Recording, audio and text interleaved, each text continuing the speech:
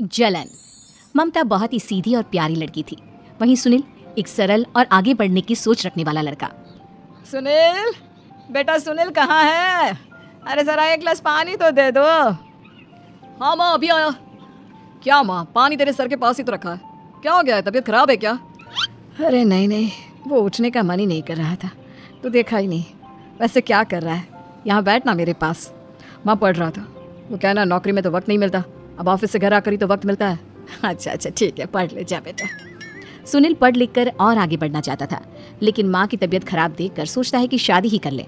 कब तक माँ का ख्याल वो अकेले रख पाएगा? तो एक दिन, माँ ये ममता है, मैंने इससे शादी कर ली है। तुम्हारी तबीयत भी ठीक नहीं रहती, तो मैंने सोचा शादी कर लेता हूँ। घर संभालने वाली और तुम्हें संभालने वाली कोई आ जाएगी तो अच्छा रहेगा। माँ अचानक से सामने बहू देखकर हैरान रह जाती है।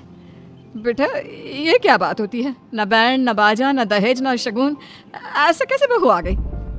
माँ तू तो जानती है मैं नौकरी के साथ पढ़ाई कर रहा हूँ, तो कहाँ से इतना पैसा बचा पाता कि धूमधाम से शादी करता। वैसे भी माँ, लोग तो आकर खाकर निकल जाएंगे, इसलिए बस वैसे ही। माँ जी, मैं आपका ख्याल रखूंगी। वैसे भी ये आगे की पढ़ाई कर रहे हैं, अच्छा कुछ कर गए तो सबके दिन फिर से अच्छे आ जाएंगे। सास को ममता की बात ठीक तो लगती है, लेकिन मन में कहीं ना कहीं लगता है कि कहीं बहू बेटे को लेकर फुर्र ना हो जाए और फिर तो वो रह जाएगी अकेली। बेटा देख, मेरा जो कुछ भी है वो सुनील ही है, और सुनील का भी अब इस दुनिया में मैं ही हूँ और कोई नहीं। क्या सुनील? बिल्कुल माँ, लेकिन आज से ममता भी मेरे जीवन का अहम हिस्सा है, जैसे तू है। सास को बड़ा बुरा लगता है कि उसकी सल्तनत में कोई और हिस्सेदार कैसे हो सकता है। कैसे कोई और उसके 30 साल के बेटे की जिंदगी में अचानक से आकर बराबर का हिस्सेदार बन सकता है। देख बहू, मैं भले थोड़ा बीमार रहती हूँ, लेकिन इसका मतलब यह नहीं कि घर की चीजों में मेरा कंट्रोल खत्म हो गया है। मैं आज भी इस घर की रानी हूँ, समझी? बेटा सोचता है कि ये माँ को अचानक से क्या हो गया। कल तक जो माँ कहती थी कि जिंदगी का कोई भरोसा नहीं, वो अचानक से जंग के मैदान की झांसी की रानी कैसे बन गई? माँ क्या हो गया? सब ठीक है ना? अचानक कैसी बात कर रही हो? ममता का आज पहला दिन है, स्वागत करो उसका। आसपास की आंटियों को बुलाओ, नई दुल्हन की मुंह दिखाई करवाओ। खैर, सास होने का फर्ज निभाती है और बाद में एक सहेली के साथ बाहर निकल जाती है। क्यों नहीं बताया नहीं कि बेटे का ब्याह कर रही हो? वैसे तो सारा दिन हम ही में घुसी रहती हो। अरे मुझे भी तो अभी पता चला, यूं अचानक सर पर लेकर आ गया। कहता है बहू है माँ तुम्हारी, अब इसको भी इतना ही मैं प्यार करता हूँ जितना तुझे करता हूँ।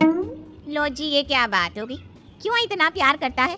अरे माँ का प्यार तो ज्यादा होता है। अब उसको तो कोई दूसरा पति मिल सकता है, लेकिन तुम ही बताओ, क्या माँ की ममता किसी और की हो सकती है? ना जी ना, बेटे को समझाओ ये बात। अरे क्या समझाऊं, मुझे तो खुद ही समझ में नहीं आ रहा कि क्या हो रहा है। जो बेटा कल तक माँ माँ करता था, अचानक से बीवी बीवी का राग आलाप रहा है। देखा, उसकी बीवी ना सुंदर और जवान है। सुंदरता के आगे तो एक से एक नहीं टिके। तो तेरा बेटा किस खेत की मूली है? सास को भी समझ में आ जाता है कि बहू की सुंदरता के आगे माँ का प्यार किसी काम का नहीं। उधर बीवी, ए जी, अम्मा जी सहेलियों को छोड़ने गई थी, अभी तक आई नहीं, हम देख आए क्या? अरे रहने दो ना, आ जाएंगी। कहाँ जाएगी, उनकी आदत है, एक बार जाती है तो पूरी पंचायत खत्म करके ही आती है। अच्छा ही है, खाना वाना खा कर गई होगी। छोड़ो ना, घूमेगी तो खाना पचेगा, नहीं तो ऐसे ही खाट पकड़ लेगी। बहू भी शांत हो जाती है। उधर सास सोचती है कि आज थोड़ा देर से ही घर जाती हूँ, जब बेटा परेशान होकर ढूंढेगा तब मजा आएगा। बीवी को खुद ही पता चल जाएगा कि माँ के आगे उसकी दाल नहीं गलेगी। लेकिन वहीं दूसरी ओर घर पर, ए जी, माँ जी अभी भी नहीं आई, हमको तो घबराहट हो रही है कि क्या करें, जाकर पता करें किसी के घर।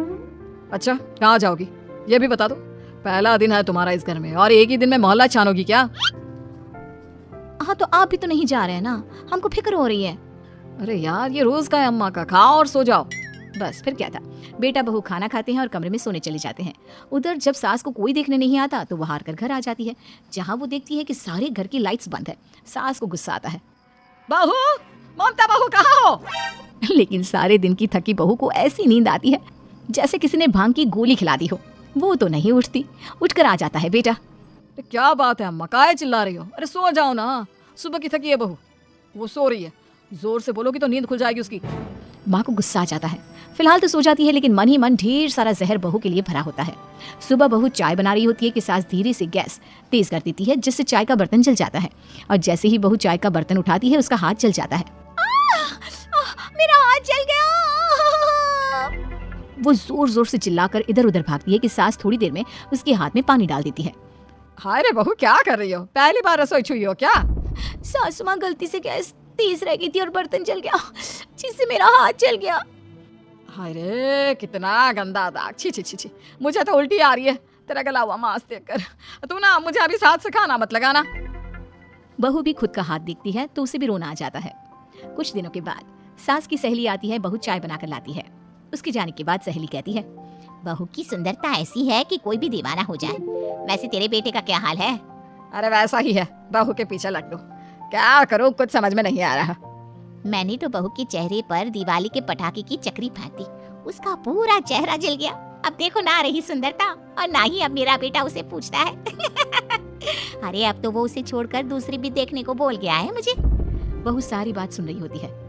आंटी एक बात बताइए, क्या भरोसा है कि दूसरी सही आए और आपके अनुसार रहे? देखिए आंटी, मेरी सासू माँ को गलत बात सिखाने की जरूरत नहीं है। हमारा परिवार साथ में खुशी से रह रहा है। देख बहू, मेरी सहेली की बेइज्जती ना कर, वही अच्छा रहेगा तेरे लिए, समझी? बहू नहीं मानती है। वो बार बार उनकी सहेली को घर से निकल जाने को कहती है। तभी सास की सहेली पास के चूल्हे से लकड़ी लाकर बहू के चेहरे पर लगा देती है। बहू जोर जोर से रोने लगती है। अरे ये क्या कर दिया? मैंने कहा किया, ये तो तूने किया। तू ही नहीं चाहती थी कि बहू बेटे के साथ रहे, भला मैं क्यों करूंगी? मैं तो चली, निपटो अब। बहू रो रही होती है, दर्द से चिल्ला रही होती है, लेकिन सास उसे डॉक्टर के पास नहीं ले जाती। तभी पति आता है। क्या हो गया ममता? ये दाग कैसे लगा? तुम कैसे जली? ममता कुछ नहीं कहती, बस दर्द से करा रही होती है। पति माँ की तरफ देखता है। हो ना हो माँ, ये पक्का आपका काम है। आप ही ममता से जला करती थी ना।